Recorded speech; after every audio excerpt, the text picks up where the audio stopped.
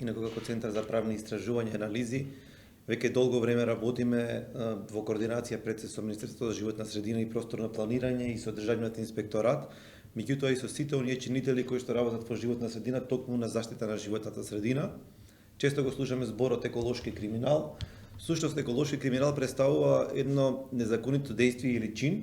кој што и штети на животната средина и предизвикува некои последици, кои што последици можат да бидат на некој начин санирани или поправливи, или може да бидат во некој голем размер да бидат непоправливи и тогаш станува збор за некои посериозни дела во животната средина за кои што ќе поразговараме понатаму. Од оние действија кои што ги кажав како нарушување или штетење на животната средина, најчесто споменувани се зголемување на нивото на загадување, било да е воздухот, почвата, понатаму водата, деградација на живиот свет, намалување на биодиверзитетот, нарушување на еколошката рамнотежа. Што доведува,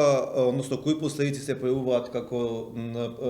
дел од она што се случува со еколошкиот криминал, се појавуваат разни болести, се појавуваат разни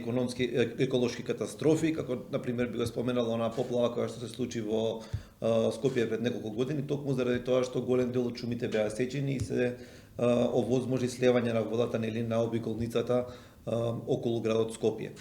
Понатаму, неповратни климатски промени за кои што сме сведоци секојдневно и кои што се повеќе заземаат тема на светските форуми кои што се дискутира во однос на екологијата. Намалениот животен век на луѓето, во Скопје знаеме дека имаме големи проблеми со загадувањето на воздухот и со проблемите кои што се јавуваат кај луѓето во однос на дишните патишта и некои секундарни болести кои што во последно време се многу чести.